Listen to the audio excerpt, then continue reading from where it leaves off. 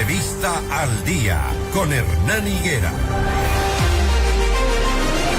Gracias a Karina, a Javier que nos escriben esta mañana y ya mismo leemos sus mensajes. Antes vamos a dar la bienvenida a nuestro invitado Jean-Paul Pinto, experto en seguridad y defensa.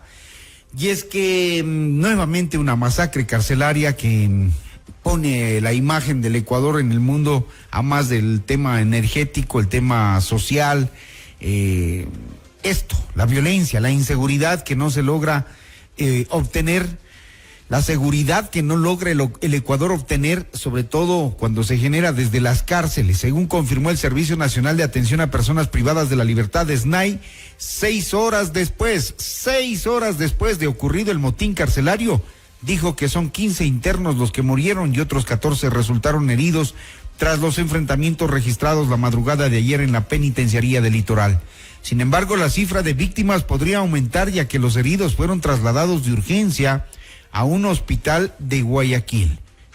Y ayer que nosotros dimos la noticia muy temprano, la primera pregunta que saltó, y se la traslado a Jean-Paul Pinto, es: ¿y no que estaban controladas las cárceles? Policías ya no pueden controlar, los militares no pueden controlar. ¿Cómo es que ingresan armas, explosivos, armas blancas, droga? Se suponía que esto ya estaba controlado con el famoso Plan Fénix. ¿Qué ha pasado, Jean-Paul Pinto? Buenos días. Buenos días, Hernán. Un saludo a la audiencia del programa. Pues qué gusto estar con ustedes un día más. Mira que, vivíamos una falsa apariencia, ¿no? Parecía que todo estaba controlado, que habíamos resuelto el problema de inseguridad en las cárceles, que los militares eran la solución definitiva, pero realmente nos damos cuenta que lo que teníamos era una solución parche, ¿no? Los militares, evidentemente, no están capacitados para tomar el tema de cárceles, no es su función, no está en sus misiones. Y mira que la decisión debía tomarse en su momento, ¿no? Debíamos ser claros, frontales del gobierno y decir, a ver, ¿qué queremos? ¿O queremos fortalecer el SNAI o crear una cuarta fuerza militar que sea una fuerza militar penitenciaria, ¿no? Pero eso implicaba, claro, mucho tiempo, cambio de doctrina, entrenamiento, logística, equipamiento, armamento, etcétera, ¿no? Pero nos damos cuenta que realmente hemos perdido tiempo, meses, porque mientras los militares evidentemente se hacían cargo de las cárceles, había que fortalecer el SNAI, había que hacer un plan de fortalecimiento del SNAI, pero hasta donde nosotros sabemos no hay nada de eso. O sea, había no que fortalecer, Jean-Paul, había que fortalecer y ¿qué han hecho? Es la pregunta segunda que nos hacemos. El general Iturralde me parece que es. Saldumbide, perdón. El general Saldumbide se esconde la información. No ha dicho absolutamente nada desde que los militares tomaron el control de las cárceles. ¿Han entrenado a esa gente del SNAI? ¿Cuántos funcionarios son? ¿Qué están haciendo ahora? Nos preguntamos.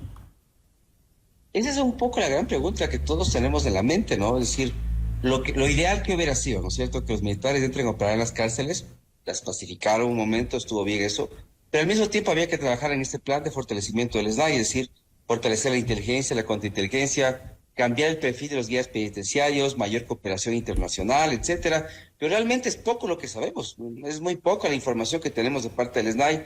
El área de comunicación usualmente no comunica o comunica tardíamente, tú lo has señalado muy bien. 6 horas con después. Mucho retraso se supo ayer el problema que hubo. Entonces eso implica que no hay control. O sea, es una apariencia, ¿no? Y bueno, tú te preguntabas, ¿por qué no hay control? Lo que pasa es que el poder del crimen organizado es tan fuerte a nivel económico que no hay instancia que no pueda ser cooptada, ¿no? Antes fueron cooptados guías penitenciarios, fueron cooptados policías, y ahora son cooptados militares, han sido detenidos militares metiendo objetos ilegales de los centros de rehabilitación social. Entonces, es decir, no importa lo que hagamos como Estado, hasta que no reduzcamos la rentabilidad del narcotráfico, hasta no le quitemos la rentabilidad al narcotráfico, esto va a seguir pasando porque no hay instancia del Estado que no pueda ser cooptada por el crimen organizado. Hoy son militares, después son fiscales, son jueces, serán ministros, será el mismo Estado, como es en México. No hay entidad que se salve justamente del poder del narcotráfico y su capacidad de cooptación. ¿Conocen las autoridades carcelarias la realidad que tienen todavía en todas las cárceles? El tema del hacinamiento. ¿Recuerdan que el presidente de la República dijo que iba a deportar a los presos extranjeros? ¿Cuántos hasta el momento se han extraditado? ¿Cuántos se han deportado, a sus países? Como ni uno, ¿no? Mira, ese es otro problema, ¿no es cierto?, del populismo en la seguridad, es decir, el manejo no técnico de la seguridad, porque cuando vemos un poco los convenios firmados, por ejemplo, con Colombia, no se pueden hacer ese tipo de deportaciones masivas, eso no existe. Lo que se hace es básicamente un tema de repatriación de extranjeros en territorio ecuatoriano que están en las cárceles, pero es un tema que se analiza caso por caso.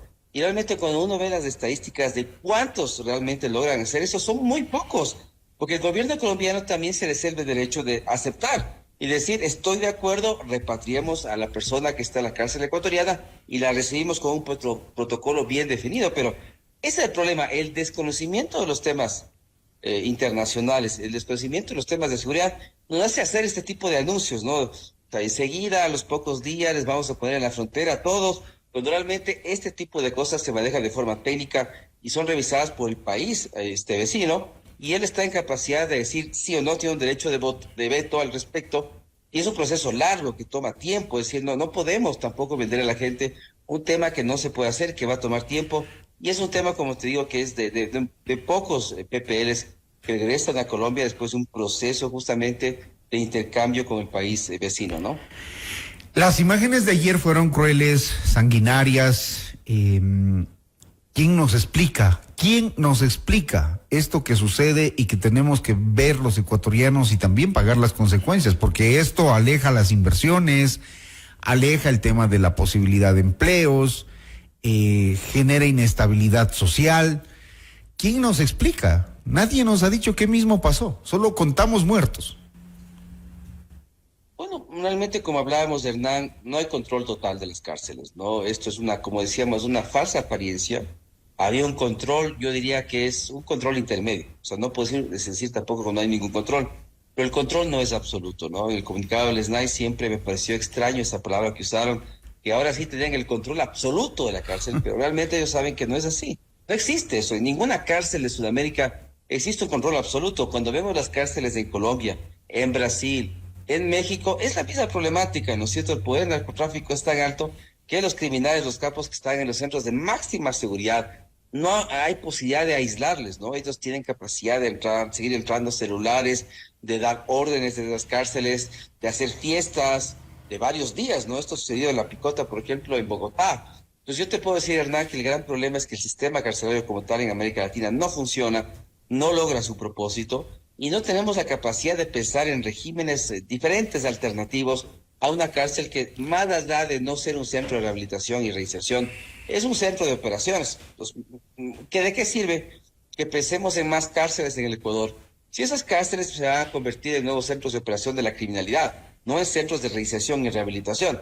Entonces, además no tenemos claro qué queremos hacer con los PPLs, ¿no? Les queremos reinsertar, les queremos más bien eliminar, les quitamos derechos. O sea, tampoco está claro sobre qué rol le vamos a dar a estos PPLs, ¿no? Y hay que tomar en cuenta otra cosa, Hernán. O sea, gran parte de la población carcelaria representa a la parte más pobre del Ecuador, ¿no es cierto? Sin educación, de bajos niveles económicos. Es gente que realmente necesita ser ayudada de alguna forma para no caer en estos tentáculos de la criminalidad, pero lo que vemos es que al no ayudarles, al quitarles derechos, lo que hacemos es que son más proclives a seguir estando en la criminalidad y a fortalecer los tentáculos del narcotráfico como tal, ¿no? Usted dice que no hay que sacarles del grupo de atención prioritaria, entonces, como propone el gobierno.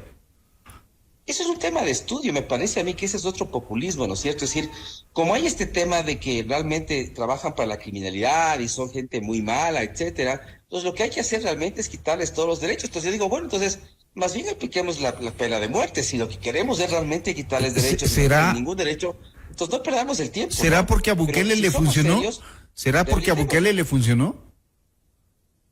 Ahora, el tema Bukele, ¿verdad? Qué bueno que tratas de eso. Ese es un tema de mercadeo. Él es un publicista. Ajá. Y las imágenes, los videos que él hace son fantásticos. Pero esa no es la realidad de El Salvador. Él tiene una denuncia en la Fiscalía de Estados Unidos por paz mafiosa. Él negoció la tranquilidad de las calles de El Salvador con las cabezas de las maras Salvatrucha y 18. No hay que creer todo lo que nos presentan los medios, ¿verdad? Esto es un tema de mercadeo, de videos muy bonitos, muy estéticos, que algún rato también los quisimos hacer acá y los hicimos, ¿no? Entonces la realidad en El Salvador es distinta. Además, no es igual, porque El Salvador es una dictadura. Realmente todos los poderes están del mismo lado, todos están en las manos del dictador, que es Bukele. Entonces yo te diría, Hernán, cuando algo es demasiado perfecto, hay una trampa detrás de todo esto. Nos acordamos que el tema de la crisis carcelaria también fue un elemento de la última campaña electoral y nos hablaban de una barcaza penitenciaria que ni para la electricidad tenemos. Imagínense pensar en una barcaza para los presos. Esta promesa incumplida, otro populismo. Sí, mira, es también muy extraño, ¿no? Porque cuando tú analizas el plan de gobierno de Novoa que estaba colgado en el CNE, jamás se habló de esto. Él siempre mira que si podríamos evaluar el tema de seguridad en el plan de gobierno de Novoa y tomamos este documento que está en el CNE, te vas a dar cuenta que el cumplimiento ha sido mínimo. Porque él, en el plan de gobierno que él tenía en los temas de seguridad, jamás hablaba de militarizar, de mano dura, de barcazas, eso no existía. Él tenía un documento súper técnico. Yo decía, bueno, el tipo que escribió esto seguramente será el ministro del Interior porque estaba súper bien redactado. Y hablaba del tema de relación, seguridad, desarrollo, de resolución pacífica de conflictos, de cultura de paz. Nada de lo que se ha hecho, ¿no es cierto? Porque, como tú decías, Hernán, como no tenemos el documento del Plan Fénix, tampoco podemos hacer evaluación de política pública. ¿Sobre qué vamos a evaluar la política pública de seguridad del gobierno si no hay un documento que permita eso? Los únicos documentos que existen son el plan de gobierno, el video promocional donde sacaban estos Robocops de la seguridad que tampoco existen, no hay otro. Entonces, y además en el tema de las barcazas, como tú bien señalas, este tema de los barcos, cárcel, perdón, no hay modelos en el mundo que sean considerados así. Inglaterra los tiene en el tema del Canal de la Mancha para las personas que están en tránsito por el tema del asilo, pero es un tema realmente para los migrantes, no es un tema para presos comunes.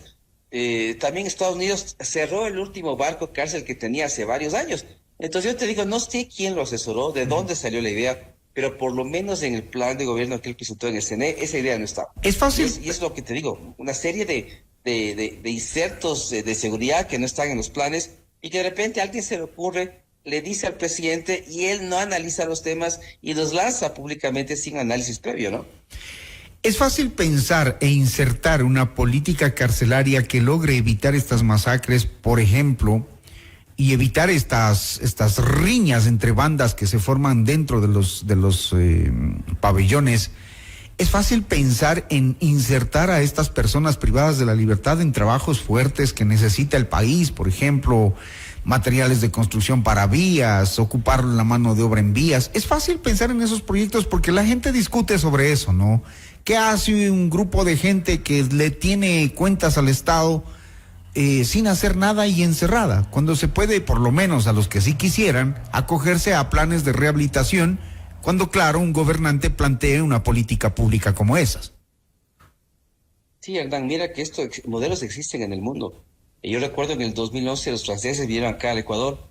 Yo en ese tiempo trabajaba en el Ministerio Coordinador de Seguridad y nos explicaban el modelo francés. Y el modelo francés implica el uso de mano de obra de cárceles. ¿Y por qué no se hace? Las empresas francesas trabajan en las cárceles, usan esa mano de obra. Los PPL reciben un salario. Actualmente, con las reformas que se hizo, las últimas, los PPLs tienen derecho a una cuenta bancaria, entonces podrían ser pagados en esa cuenta, podrían trabajar para empresas, pero esto también implica que el sector privado también se moje las manos y diga, ok, vamos a hacer alianzas público-privadas en las cárceles, vamos a trabajar en modelos de gestión de cárceles y vamos a usar la mano de obra barata que puede existir ahí. Pero eso es lo que no existe. Lo que no entendemos es por qué el Estado no colabora con los privados, o porque los privados evidentemente sienten temor, es lógico, ¿no? Pero esto va a cambiar cuando realmente entremos en modelos de gestión de cárceles donde los privados usen la mano de obra que está ahí. Y es como te digo, Hernán, me acuerdo ahorita del modelo, sobre todo que conozco bien, que es el modelo francés. Pero es lo que hay que hacer, los PPLs deben estar ocupados, deben ser productivos.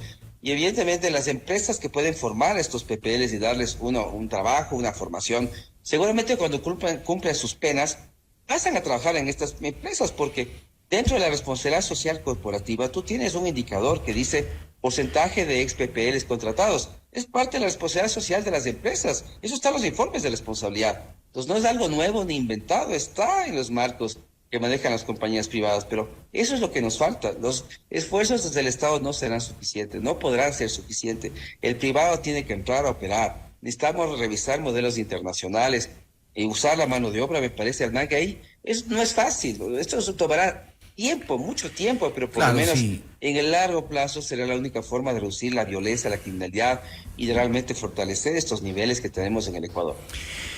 Muy bien, gracias a Jean Paul Pinto, experto en seguridad y defensa, hablándonos de esta nueva masacre carcelaria y sobre si hay o no hay el control estatal. Nos quedan debiendo muchísimo el SNAI, la policía, Fuerzas Armadas, el gobierno, frente a una política pública inexistente. Cuando fue la anterior campaña electoral se planteó este tema que tiene que ver con la seguridad del país, como uno de los caballos de batalla de la última campaña electoral. ¿Qué nos dirán en la nueva campaña? ¿Cuáles serán las nuevas promesas? Hay que escucharlos. 6:37. Gracias, Jean Paul. Gracias, Hernán. Excelente día para todos. Un saludo a Luis en el programa. 6:37, amables oyentes. Seguimos con más información y, por supuesto, leyendo sus mensajes y sus opiniones al 098-999-9819. Tenemos un tema más. Vamos a hablar con Nelson Baldión, experto petrolero. ¿Cómo lograr la independencia energética? Ya volvemos.